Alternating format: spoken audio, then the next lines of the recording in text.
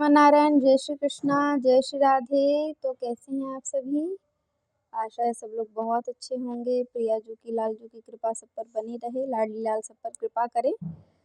तो स्वागत है आप सभी का हमारे यूट्यूब चैनल कृष्ण मनोहारिणी में, जहाँ हम बात करते हैं लाल जी की सेवा भाव के बारे में और जो भी कुछ गुरुवाणी के और आचार्य चरणा रविंद के श्रीमुख से जो भी वचनामृत प्राप्त होते हैं उसको सुन कर के दासी से जो भी भाव संभव हो पड़ते हैं, जो श्री जी की कृपा होती है उसके अनुसार आपसे भाव कहे जाते हैं। तो सबसे पहले तो आज का श्रृंगार दर्शन करिए। आप सभी जानते हैं आज एकादशी है, जया एकादशी है।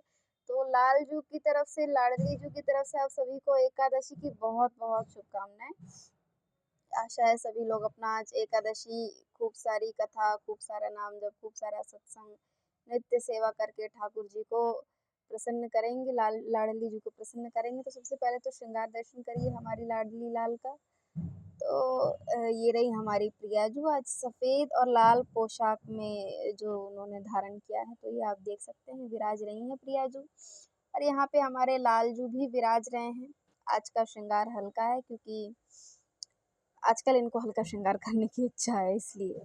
तो और यहाँ हैं हमारे क्यूटी मास्टर, इनसे मिली, इनसे तो विशेष भाव के साथ मिलना होता है। तो ये भी अपने फ्रेंड के साथ, एक फ्रेंड इनका पीछे और एक फ्रेंड इनका हाथ के पास है, तो ये इनके साथ बिजी हैं। ये हमारी प्रिया जो विराज रही हैं, लाल जो विराज रहे हैं। तो स्टार्ट करते हैं आज की वीडियो का टॉपिक। आज है तो एकादशी, लेकिन अभी आपने पिछली वीडियो में श्री हितहरिवंश महाप्रभु जी का प्रादुर्भाव कैसे हुआ, उनका प्राकट्य कैसे हुआ वो सुना। आज की वीडियो में हम सुनेंगे कि पार्ट 1 तो आप लोग देख चुके हैं कि उनका प्राकट्य हो चुका है। कल हरिवंश महाप्रभु जी का प्राकट्य हुआ था। आज उनकी जो बाल लीलाएं हैं और उनकी जो लीलाएं हैं महाप्रभु जी की, वो सुनेंगे। तो ये तो हम सभी ने कथा में सुना ही था कि ठाकुर जी ने वंशी दी थी और ये कहा था कि ये जो बालक है ये हरि को लोगों को हरि प्रिय बनाएगा। तो ये आप सभी जानते हैं। अब क्योंकि ठाकुर जी ने वरदान दिया था और महाप्रभु तो है ही महाप्रभु, तो उसका असर अब धीरे धीरे दिखने लगा था। उनकी भक्ति का जो रंग था, उनकी प्रेम लक्षण भक्ति का जो रंग था, वो बाल्यकाल से ही अब उनके ऊपर चढ़ने लगा था। तो कथा शुरू करते हैं आज। तो हम सभी जानते थे कि वृंदावन में बात गांव में महाप्रभु जी का प्रादुर्भाव हुआ, सभी लोग बहुत प्रसन्न थे। उसके बाद कुछ समय बाद वो वापस से देवबंद में विराजते हैं महाप्रभु जी, अरे श्री तारा मैया और श्री व्यास मिश्र जी के साथ। तो व्यास मिश्र जी और तारा मैया के जो निज सेवा के ठाकुर हैं, जैसे हमारी सेवा के ठाकुर ये आप दर्शन कर रहे हैं ना, सामने विराज रहे हैं, ऐसे ही श्री तारा मैया और श्री व्यास मिश्र जी की सेवा के निज ठाकुर जी थे श्री राधा मोहन लाल जू। जी हाँ, श्री राधा मोहन लाल जू उनके निज सेवा के ठाकुर जी थे और नित्य प्रति व्यास मिश्र जी और तारा मैया उनकी खूब प्रेम से सेवा किया करते थे। अब हरिवंश महाप्रभु जैसे जैसे घुटवन चलते हैं घुटनों के बल, तैसे ही अब उनकी आव भाव भंगिमा ठाकुर जी के प्रति बहुत ज़्यादा प्रेम आसक्ति उनकी धीरे धीरे बढ़ने लगी थी। तो पहली प्रेम उन्माद भक्ति उनमें, अब वो धीरे धीरे और भी ज़्यादा प्रेम लक्षणा में प्रकट होती जा रही थी। तो जब और पता है श्री हरिवंश महाप्रभु ये और बालकों की तरह तो थे ही नहीं, सामान्य बालकों की तरह नहीं थे। जी हाँ, जब इनके पिताजी सेवा करते थे श्री व्यास मिश्र जी राधा मोहन लाल जू की, तो सब बालक तो इनको बुलाते थे कि आओ खेलने चलो, क्योंकि बालकों में खेलने की बहुत रुचि होती है। लेकिन श्री हरिवंश महाप्रभु के भीतर खेलने की रुचि नहीं थी। बहुत सामान्य से बालक नहीं थे, बहुत विशिष्ट बालक थे। जो इनका खेल एक ही था, इनको एक ही भाव में सुख मिलता था कि जब इनके पिताजी राधा मोहन लाल जू की सेवा करते थे, उसको देख देख करके ये बहुत रुदन किया करते थे, बहुत रोते थे कि कब बड़े होंगे और कब श्री लाल जू की श्री प्रिया प्रियतम की सेवा में जाएंगे। अरे ये भाव वो बस देखते रहते थे और इसी में उनको आनंद आता था। तो बच्चों के साथ ज़्यादा खेलते नहीं थे। तो एक बार सब बालकों ने कहा कि अच्छा, महाप्रभु जी से कहा कि ऐसा है कि आप ही हमें बताइए आपको क्या खेल प्रिय है, वो ही खेलेंगे। तो बोले कि ये तो बात बहुत अच्छी है। तो उन्होंने सोचा कि भाई ठाकुर जी की सेवा नहीं बन पा रही है, क्योंकि अभी बालक है श्री हरिवंश महाप्रभु। तो जहाँ भाव है वहीं सेवा तो प्रकट हो ही जाती है। तो उन्होंने क्या किया श्री हरिवंश महाप्रभु ने अपने उनकी मित्र मंडली थी उसमें से जो सबसे गोरा चिट्टा जो बालक था, एक तो उनको अपने साथ रखा, और जो एक सांवले सलोने जो बालक थे उनको अपने साथ रखा। अब आप लोग क्या सोचेंगे कि जो गोरा चिट्टा बालक होगा उसको उन्होंने श्री जी का श्रृंगार धराया होगा, और जो सांवले होंगे उनको लालजू का श्रृंगार धराया होगा। जी नहीं, ऐसा नहीं था। महाप्रभु जी ने जो गौर वर्ण के जो बालक थे उनको ठाकुर जी का श्रृंगार धराया, उनको पाग पहनाई, पीताम्बरी धराई, वैजंती माला, मतलब जो भी श्रृंगार होता है उन्होंने भाव से किया। उनके चित्त में ये भावना नहीं थी कि यहाँ पे ये बालक खड़ा, उनके चित्त में केवल यही भावना थी कि ये प्रिया प्रियतम है। और जो गौर वर्ण के जो बालक थे उनका श्रृंगार उन्होंने ठाकुर जी के स्वरूप में किया, और जो सांवले बालक थे उनका श्रृंगार श्री महारानी जी के रूप में, यानी कि श्री जी के रूप में किया। उनको लहंगा पहनाया, चुनरी उढ़ाई, नथ बेसा, सब कुछ धारण करा दिया। अब यहाँ पे देखिए विचित्र बात, वो केवल उनका भाव तो था ही, उनका भाव तो प्रबल था ही कि सेवा वो बालक की नहीं कर रहे हैं, वो प्रिया प्रीतम की कर रहे हैं, और वहाँ पे श्री राधा मोहन लाल जी उनकी सेवा को स्वीकार कर रहे थे। अब यहाँ पे श्री हरिवंश महाप्रभु के जो पिताजी थे व्यास मिश्र जी, उन्होंने श्रृंगार कर दिया था, और श्रृंगार करके राजभोग प्रसाद इत्यादि सब सिद्ध करने के लिए दोनों दंपति तारा मैया और श्री व्यास मिश्र जी तैयारी करने लगे। उसके बाद जब आते हैं तो देखते हैं कि ठाकुर जी का श्रृंगार श्री जी ने धारण कर रखा है, और श्री जी का श्रृंगार लालजू ने धारण कर रखा है।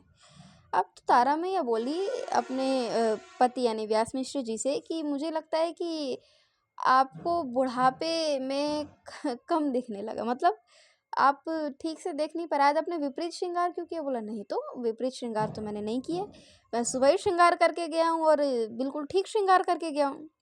तो जब देखा व्यास मिश्र जी ने तो वास्तव में ठाकुर जी का श्रृंगार श्री जी ने धारण किया था, श्री जी का श्रृंगार लालजू ने धारण किया था। तो इस प्रकार से श्री ठाकुर जी और श्री राधा मोहन लालजू हरिवंश महाप्रभु जी की सेवा को स्वीकार किया करते थे। और भी एक विशिष्ट बात थी श्री हरिवंश महाप्रभु, वैसे तो उनमें सब कुछ ही विशेष था, लेकिन फिर भी दास जो भी संभवतः हो पा रहा है वो आप सभी से व्यक्त कर रही हूँ।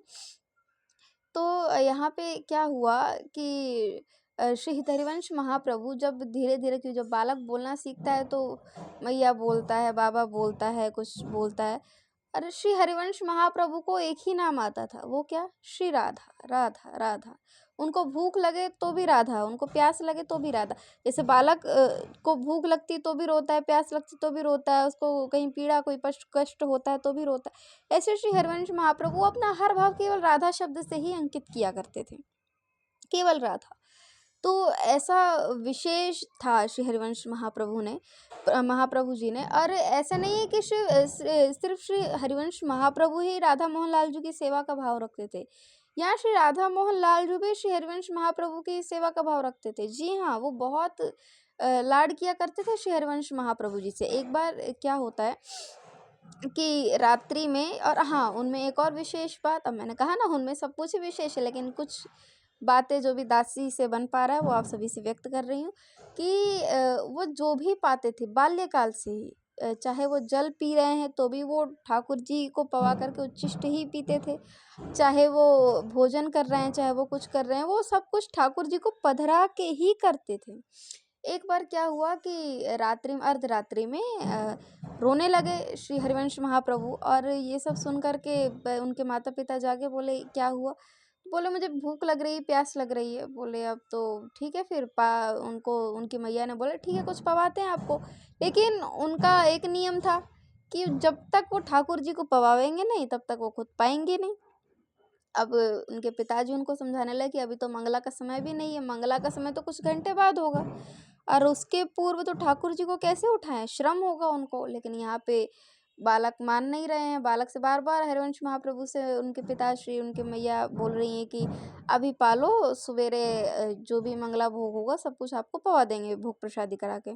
तो महाप्रभु तो माने ही नहीं क्योंकि उनका कहना था कि मुझे अभी पीना है, अभी पाना है प्रसाद और पवा करके पाना है। अब व्यास मिश्र जी क्या करते, उनकी ज़िद के सामने वो भी हार गए। तो फिर अर्धरात्रि में ही उन्होंने स्नान किया, संकोच में ही प्रिया प्रीतिम यानी कि ठाकुर श्री राधा मोहन लाल जी के पास गए कि अब तो कुछ तो करना पड़ेगा। तभी देखते हैं कि अब उनका रोना यहाँ से राधा मोहन लाल जो सुन रहे थे। तभी ठाकुर जी ने बोला कि प्रियाजू भूख लग रही है बालक को, कुछ तो करना पड़ेगा। तो प्रियाजू तो वैसे ही हमारी भूरी है। बोले कहिए क्या करें।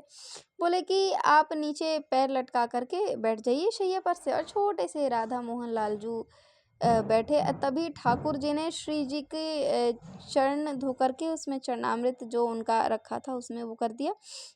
जो बंटा भोग यानी जो रात्रि में ठाकुर जी के लिए भोग रखा जाता है, भोजन प्रसादी जो भी कुछ था वो सब थोड़ा थोड़ा सा पा करके ठाकुर जी ने दोबारा वहाँ पे रख दिया। और उसके बाद जलपान करके और वो प्रसादी करके और सो गए चद्दर ओढ़ के। तभी जब आते हैं श्री व्यास मिश्र जी मंदिर में तो देखते हैं कि सब कुछ मानो स्वयं प्रियालाल जी ने उनकी सेवा में पधरा दिया कि भाई जाओ हरिवंश महाप्रभु जी को ही प्रसाद पवा के आओ। तो ऐसी भक्ति, ऐसी प्रेम लक्षणा, प्रेम उन्माद भक्ति श्री हरिवंश महाप्रभु। फिर उन्होंने वो प्रसाद पाया और भी बहुत सारी लीलाएं श्री हरिवंश महाप्रभु जी की हैं। फिर धीरे धीरे वो बड़े होते हैं, उनके ब्याह की एक और चर्चा आती है श्री नवरंगी लाल बिहारी जी की। नवरंगी लाल उनके हृदय के ठाकुर, श्री हरिवंश महाप्रभु के हृदय के ठाकुर श्री नवरंगी लाल जी, वो कैसे उनको प्राप्त होते ये हम अगली वीडियो में सुनेंगे। तो इसी के साथ हरे कृष्णा, जय श्रीमन नारायण, जय श्री कृष्णा। पार्ट 3 का इंतज़ार करिएगा और वीडियो अच्छी लगे तो लाइक करिएगा, चैनल को सब्सक्राइब करिएगा, फैमिली फ्रेंड्स के साथ शेयर करना ना भूलिएगा। तो हरे कृष्णा, जय श्रीमन नारायण।